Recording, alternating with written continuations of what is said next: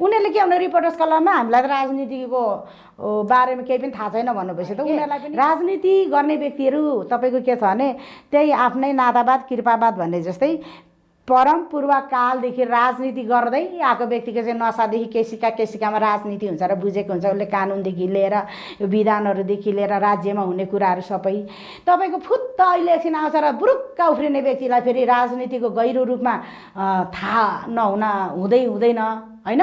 त्यस कारणले गर्दाखेरि राजनीति बुझ्नु पनि पर्छ। राजनीतिक शास्त्रमा पढेर मात्रै पनि हुँदैन, गरेर धेरै अनुभव बटुलेको हुनुपर्छ। हामी त अब बाबुबाजेदेखि नै गरेको कुराहरू मलाई चाहिँ अनुभवको लागि म बोल्दैछु।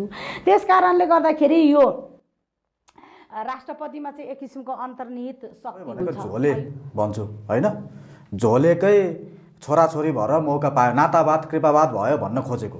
नेपालमा तपाईको राजाको समयमा पनि नातावाद कृपावादै होइन, यो चाहिँ उहाँले पढिरहेको व्यक्ति भनेर स्वाङ लिम्बू पनि किन त भयो पनि के भयो, नातावाद कृपावाद यहाँ नातावाद कृपावाद भयो नि त, भयो कि भएन भन्न खोजेको। पालो कसको आउँदो रहेछ त भन्दाखेरि पहिलाका ती चाहिँ आतंक मचाएर हिँड्ने र पहिला जो पहिला नेता भयो ती नेताको छोराछोरीको मात्र पाला आउनु भयो नि त यहाँ त।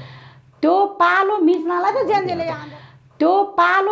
त जेन्जेले आन्दोलन गरेको हो त। तपाईँलाई मैले भन्दैछु नि, जसरी सुवाङ लिम्बूले गर्छ भनेर विश्वास गर्ने हो भने अहिलेको जेन्जेलाई विश्वास नगर्ने कारण चाहिँ कहाँ छ भन्नुहोस् त। उनीहरूले केही प्रमाण देखेछ उनीहरूले गरेको, एकचोटि गर्न चलाउन दिउँ न भन्ने कुरो हो के। र अर्को कुरो चाहिँ भेषबहादुर थापा भनेको चाहिँ नाता कृपावाद होइन, उहाँ चाहिँ पढे लेखेको व्यक्ति, अमेरिकाको युनिभर्सिटीमा चाहिँ नै होइन राम्रो दक्ष व्यक्ति भएर लिएर थपक्क टिपेर लिएर राखेको। अहिले जसरी मन्त्रीहरू टिप्दै ल्याउँदैछ नि सुशीला थापा पनि पहिला भीमसेन थापाकै आफन्त। त्यस कारणले भाइहरूसँग अलिक नलेज, राजनीति नलेज भएकोसँग उनीहरूले के भने रिपोर्टर्स कलममा हामीलाई त राजनीतिको बारेमा केही पनि थाहा छैन भन्नुभएपछि त उनीहरूलाई पनि अर्को जाल बुन्नलाई सजिलो भयो के।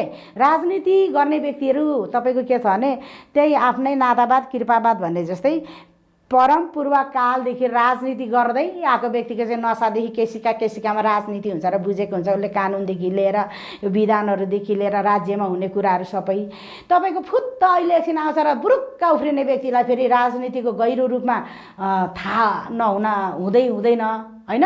त्यस कारणले गर्दाखेरि राजनीति बुझ्नु पनि पर्छ। राजनीतिक शास्त्रमा पढेर मात्रै पनि हुँदैन, गरेर धेरै अनुभव बटुलेको हुनुपर्छ। हामी त अब बाबुबाजेदेखि नै गरेको कुराहरू मलाई चाहिँ अनुभवको लागि म बोल्दैछु। त्यस कारणले गर्दाखेरि यो राष्ट्रपतिमा चाहिँ एक किसिमको अन्तर्निहित शक्ति हुन्छ।